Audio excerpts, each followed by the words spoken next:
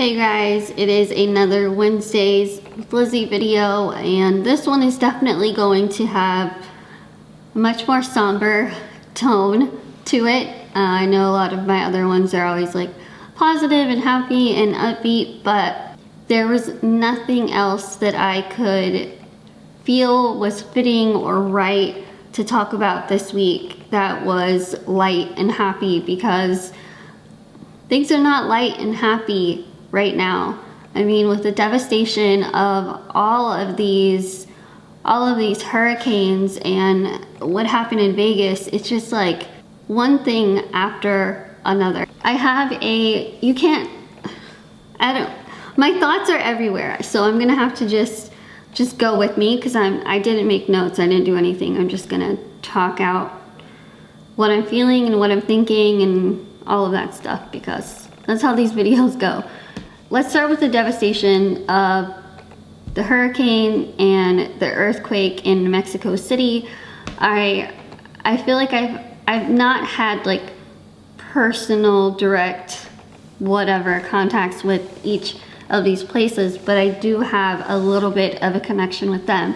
So I spoke to my largest audience of 10,000 people in Mexico City, and it was my first time to ever go there, and I cannot tell you how incredibly welcoming and wonderful the people of Mexico City were and are. Their just love for life was so evident the few days that I was there, and it breaks my heart. I mean, I feel like I can't think of more words that say it breaks my heart, because it does. And to see the news and to see all of these schools and kids that are being pulled out of the rubble, and the human chains of people that are lined up on top of all of this debris, just waiting and trying to find people that they can save.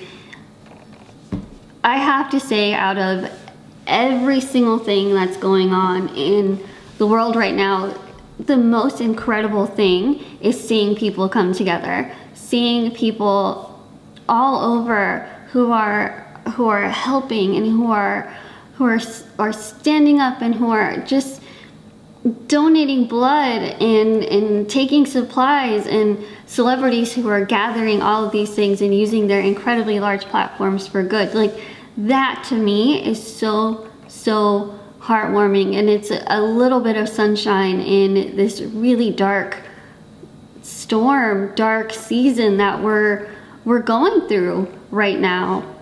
One of my really good friends from college ended up going to law school in DC. She became a lawyer, and she is now living in St. Croix. And St. Croix is a part of the United States. There's Americans there, and she has lived on the island for a while now and has been posting these gorgeous pictures while she's been there, and about the community that she's met, and it's been incredible. I mean, I was supposed to go visit her with one of our other friends, and with timing things just didn't work out, but she was greatly affected by the hurricanes. She went through both hurricanes back to back, and after the most recent one, things were absolutely devastated. She no longer has a home. The apartment that she lived in is destroyed. She's been sharing updates on Facebook when she is able to have internet, and she doesn't know I'm doing this, but I have been so moved by the things that she has been posting, because she's been doing regular updates since they got, I don't even want to say since they got power, because they're not supposed to have electricity again until Christmas. Christmas, you guys, Christmas. Like, just think, not having power, not having food, not being able to go to work because you don't have money, and we know these things are happening in Puerto Rico, and there's so many different smaller places in Puerto Rico that aren't getting enough media attention, and St. Croix is one of those places. These are just sort of all the things that I've been thinking about, and and stuff that I've just been so blown away by. And one of the posts, she shared a picture of her apartment. I know I talked about that already, but to go back to it, she shared a picture of her apartment, and it's her bedroom, and then there's nothing. There's nothing. You just see out, anyone can see in. And she wrote in one of her posts how she just feels so vulnerable because now everyone can look into where she lived. All of your personal life is just out there for people to see, and there's really nothing you can do about it. They were on a curfew. They only had, she calls it their freedom hours. They only had 4 hours a day to go out, and those 4 hours were spent to either wait in long lines to get gas or wait in long lines to get food, and the food is not even that much, and it's even harder to get the food or the gas because they're running out of cash. They don't have money, and it's been like this for a while. Their curfew has been lifted a little bit more, so they are, don't quote me on this, but I want to say I don't know how many hours, but it's more than 4 hours that they're able to be out, which is, I mean, it's something, but she's been posting how you could wait in line for something and you'll meet someone and they're in the same boat you are, and they'll be happy, and they're telling jokes, or they're just doing whatever they can to survive, to literally survive. And at the end of every post, she knows that she has a lot of family and friends who are saying, how can we help? And one of her biggest things is bringing attention to what's going on and to know that they're still there. And I can't even imagine what it's like to feel like you're completely forgotten about. And I'm not gonna sit here and act like I know how all of this works and how people should, how people are gonna be helped, because I don't know that. But what I can do is use my platform to talk about it and bring awareness and share that she is a part of a lot of people in St. Croix who are desperate for help, desperate for anything. And if I'm able to just talk about it a little bit, then I don't know, I hope I can bring awareness. And I'm going to be putting verified links in the description if you want to donate. There's so many different GoFundMes out there, and I know some aren't that trustworthy, but I'll go ahead and share some that have been verified, and you know the drill. So let's talk about Vegas. I'm going to try my very best to not get emotional while talking about this. I have always been the type of person, when there's a tragedy like this, I have to know everything about it. I will be consumed by it for days because I want to know the personal stories of the victims or the heroes. And I've been like this forever. My friends and my family can tell you, when something happens, I will know every detail because I just consume myself with it. And I woke up in the morning on Monday with Abigail saying, "Did you hear what happened in Vegas?" So I, of course, turned on the TV and saw devastation and saw happy people who were enjoying a concert and experienced the most traumatic thing that they will probably ever have to experience, ever. And it's crazy because I feel like we're all just so used to this routine. We're used to we see just the horrible tragedy, then we're used to going on social media and sending our thoughts and our prayers, and then we post on Instagram to pray for fill in the blank. And I don't want to say we've become numb to it, because I don't think that's true. I think the way that we react is starting to become routine, and that's really sad. And you know, like I just said, I have to know everything about whatever event happened. I need to know everything. And for some reason, for this event, I've had to stop myself from turning on the news. I've had to stop myself from listening to people talk about it or reading things online, and it's not because I don't want to know, it's because I feel so sad. So sad for those innocent people.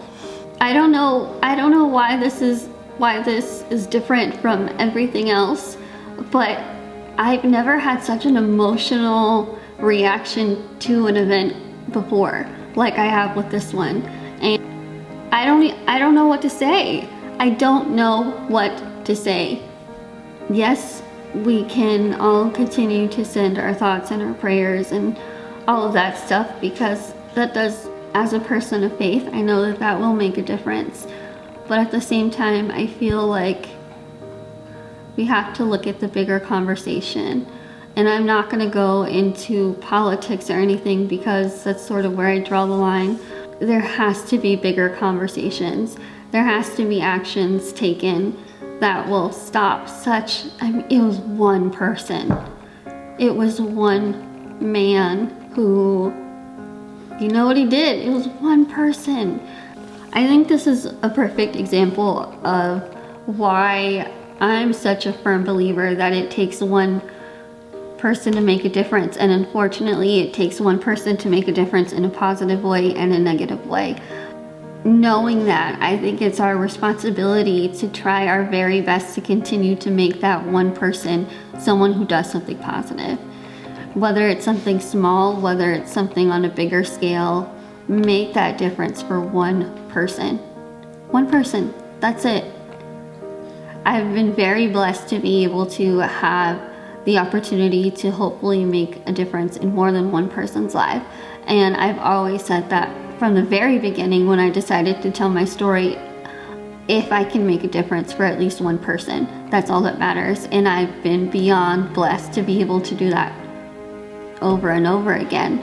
But I want to put it into your hands. You don't have to be a verified person on social media. You don't have to have $1 million. You don't have to have all these resources.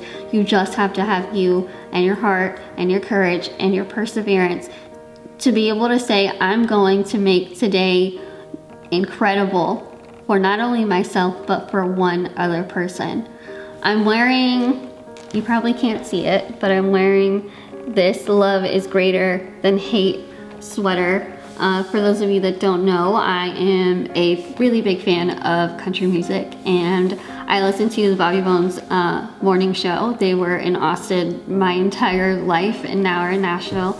If you listen to them, if you're a fan of them, you know how close this event is to them. And they have been selling a lot of different things for every single event that's happened. People in Mexico City, people in Puerto Rico, people in Texas for the hurricane. So they've put out these items and they raised so much money and donated it to different places. One of my friends who owns their merch company, it's called The Shop Forward, who mailed me a bunch of their stuff, and one of the things that was in there was the Love is Greater Than Hate sweater. They now have, I want to say, hats and baseball tees and hoodies, and I'll again put the link in the description, and all of the proceeds from these items will be going to the Vegas Fund. So there are so many different ways that we can help. And I think my whole point of very rambly all over the place video is to encourage you to be that one person that makes a difference. I think we can do it. I think you can do it. I know you can do it. Find a way that works best for you to be able to lend a helping hand for someone else. This video has gotten long enough. It's been all over the place. I think a lot of our emotions are sort of all over the place right now because there's just so much going on. But I hope that you remember love is greater than hate. And even in times like this where it feels like it's just really, really dark, we need to remind each other as much as we possibly can that love is greater than hate, because we've seen in all of these disasters people coming together and helping people. People just helping people. So that's it for this video. I'm sorry once again if it was all over the place, but I don't know. It's a lot happening right now, you guys. So make sure to tell someone you love that you love them. Hug your family a little bit tighter. And yeah, I'll see you guys later. Bye.